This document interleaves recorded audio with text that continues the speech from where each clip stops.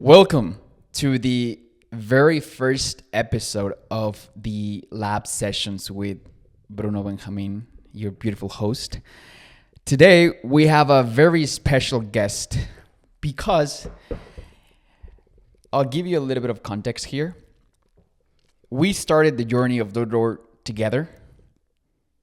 I met him and he became one of my best friends because of the job. He also lives with me. He's my roommate, business partner. So I'm really excited for you guys to listen to the one and only Walid Elias. Welcome to the podcast. No, thank you.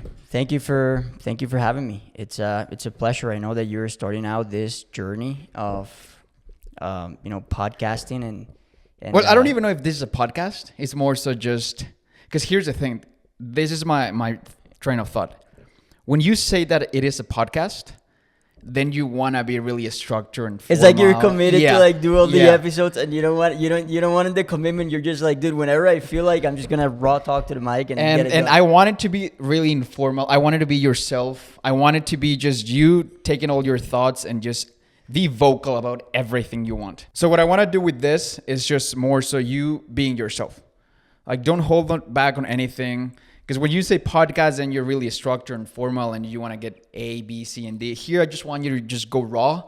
What you think, what you believe, just everything. And this is how I want to start. Just to give a little bit of context to our viewers and our listeners, could you just give us a 30-second rundown on who you are? And don't make it boring. I mean, if you guys want to know more about him, go and follow him on Instagram. He also has a YouTube channel. But just give me the cool stuff. Give me the cool stuff that Walid Elias has that will connect with the listener. Yeah, no, let's do it. I have a similar background to to what your background is. I was born and raised in Colombia, South America. For those of you who don't know, Colombia is a beautiful place. It's a beautiful country, full of beautiful people. Beautiful beaches, beautiful weather, beautiful women. Beautiful women. Yes. But opportunities are far in between for young guys like me who, really early on in life wanted to get ahead. I didn't really know what I was going to do, but I'm happy that I came to this country and was able to create opportunities for myself. And obviously be surrounded with people like you and all the boys. You know the boys. You know the boys. I know the boys. Shout out to all the boys. Top G's on Instagram. Now, every single or most people that are watching this video are basically coming because of sales, right? That's just the main theme of this channel. And the reason why I'm doing this lab sessions is for my guest to just give as much value as you can or they can in terms of sales. It could be anything specific that you feel that you want to share. It could be sales, just more macro. It could be leadership. It could be recruiting. It could be tactic, anything. So just to give also a little bit of context to our viewer, let's go back to 2025 summer, which is, if not your best summer you've ever had. And that's what I want to talk about basically because you made, can I say it? Sure. You made 100K in a period of 4 months. Like I'm talking 120 days. Not a lot of people can say that they can accomplish that or they can have on their checklist. So first of all, how does that make you feel? Like coming from Colombia, just going back to what you said, land of opportunities and whatnot. How does that make you feel now that you made 100K in 4 months when probably 80 to 90 or 95% of people in Colombia are not able to even make half of half in a single year? Yeah, dude, it's great. I'm pumped. I have an interesting perspective because it's not like I'm surprised. Like I expected it since the beginning. Ever since I started doing sales, I expected it because I was just so committed since the beginning. Like I was actually so determined, but at the same time, I'm very grateful and humble, and I never take it for granted because I know where I come from. And I know how hard it is, even for people here in Canada to do that. And at the same time, I'm like, dude, it's nothing. Like, at the same time, I'm like, yeah, sure, it's What's great. 100 grand? Yeah, it's like, sure, it's great, but like, dude, I also, and everyone is guilty of this mistake.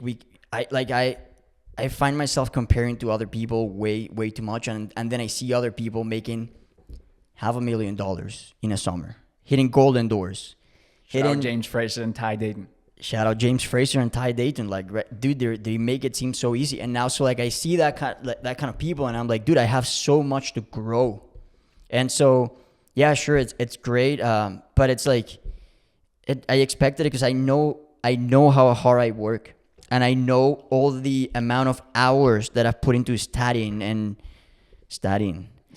I know, but you know what I mean. Like, it's like, every time that I go to a summer that I go into a summer before every summer season, dude, I train so much and I study so much, and I treat this as it's my career. Like, it's what I do, right? So I treat it as such. Like, and then this summer is like a sacrifice. Everybody who is watching this and have ever done a summer of sales, you know how difficult it is. Like, you know how demanding it is. Not only mentally, but like physically, just everything. It's so demanding. And so I know what I've done. So from like one perspective that I have is I expected it. It's like, it's no surprise. I've worked, I've prayed for this so much that, like, the universe is probably tired of me. God is just saying, sure, Wally, fuck, get it, bro. Like, and by the way, I have to say, we co-manage the Calgary office in Edmonton, the Alberta region. This summer. Shout out Alberta. All the Albertans. Rodeo. And I could see that. I mean, I co-manage with you. I work with you. Same car group. I mean, same car, same everything. Literally. All-time vibes in that car group. Shout out to the rookies that rode with us for the whole summer. The actual OG car group. But I saw you working hard. And I saw that every single day. From the moment we went to correlation, we were doing trainings, all the way to going to the car groups and just driving to area, etc. Something that I was reflecting the other day, that I was doing a video and I was just recording some content. It's so easy to talk about working hard, but it's also so hard to actually work hard. Yeah. And if there's one thing that you can probably relate to, when you're interviewing and recruiting people, you ask them, hey, do you consider yourself a hard worker? Yeah. What's the answer? Everyone is like, hell yeah. Everyone thinks they're a hard worker until they do a summer of sales. So door-to-door sales will actually test how much of a hard worker you say you are. 100%. Now, that being said, how do you develop that hard work? Like, if there's one action, because one of the premises that I'm doing with my channel is I want the viewers to actually get some actionables, something that they can actually do after they listen to this. So if you were to tell them, okay, you want to work hard, you want to be a hard worker, XYZ, this is what you should do. And it could be anything. It could be from all the way from mindset to doing having little wins, affirmation, I don't know.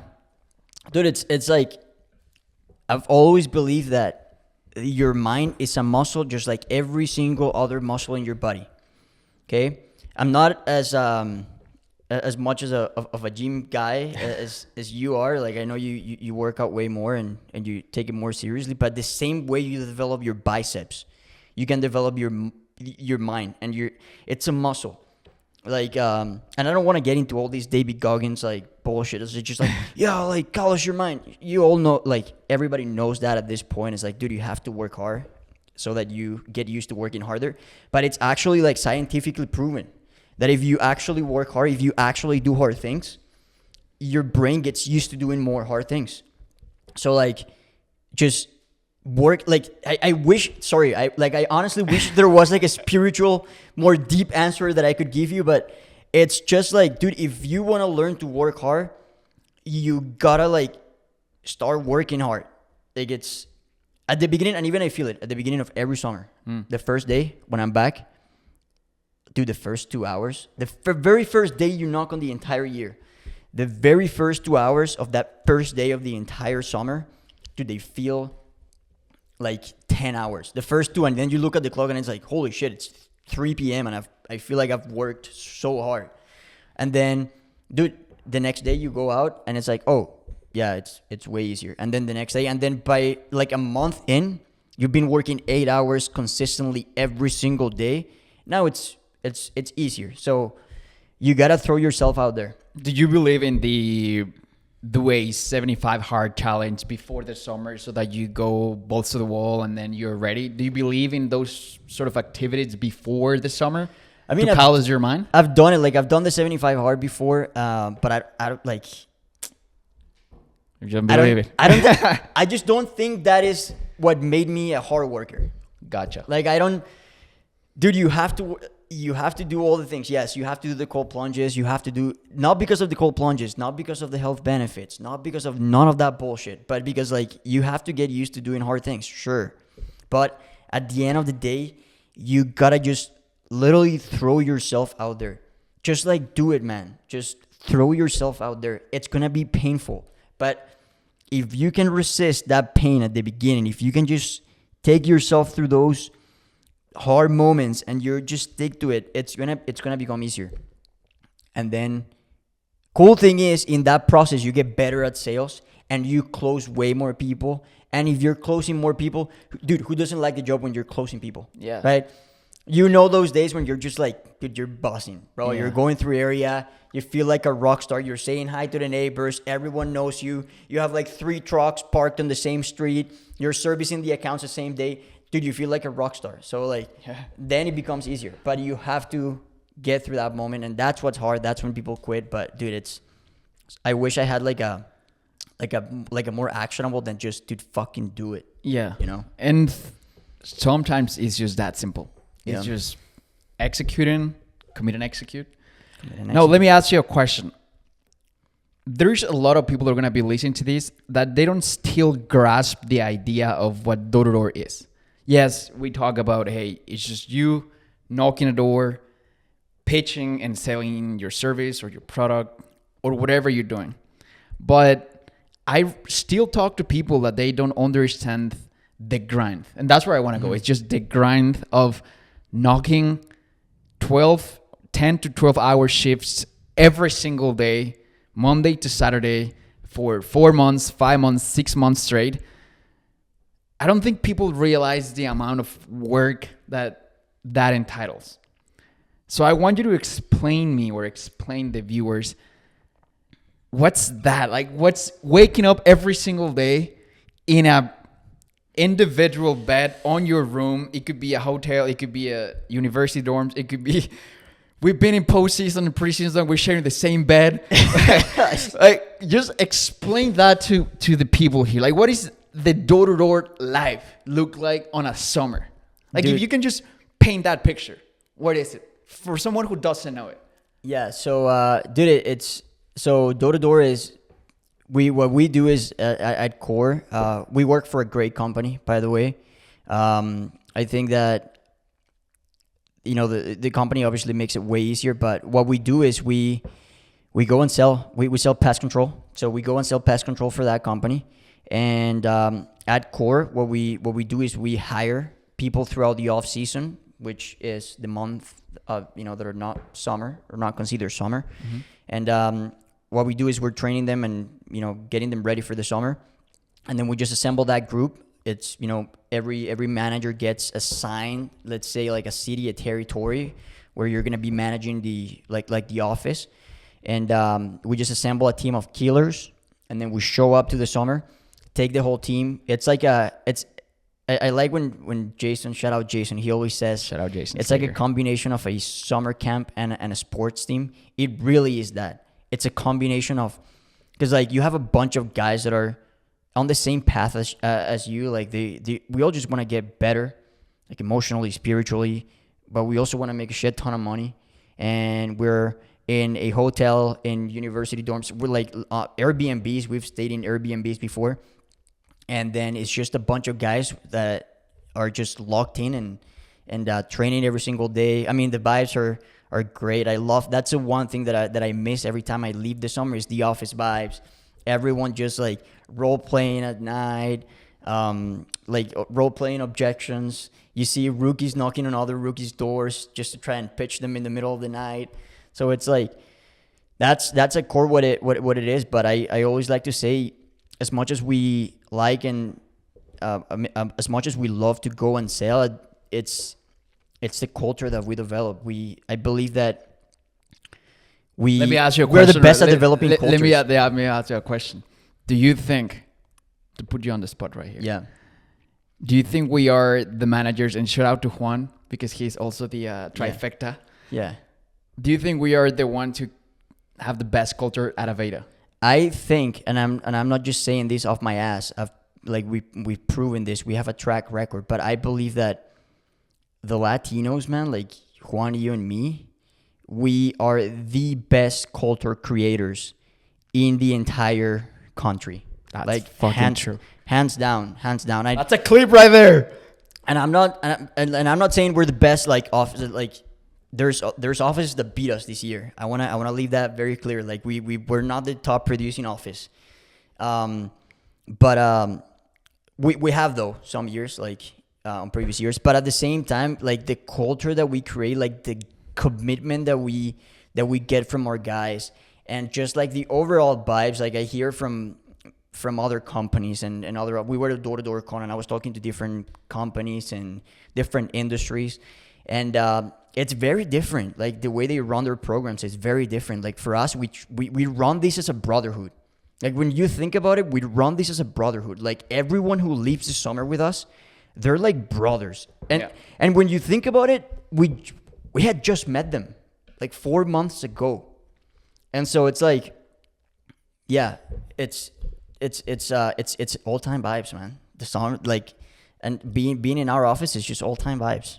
That's what it is. And you know what I love? I love that we're vibing now. Like, we're actually vibing. But here's the thing. This is the very just part one of a series of 3 podcasts of this interview. So if you guys want to get part number 2, comment 2 on the comments and I'll drop it. But I want to see you guys get active. Thank you. And we'll keep talking just for the second part. Keep you guys updated. Appreciate it. Thank you for having me.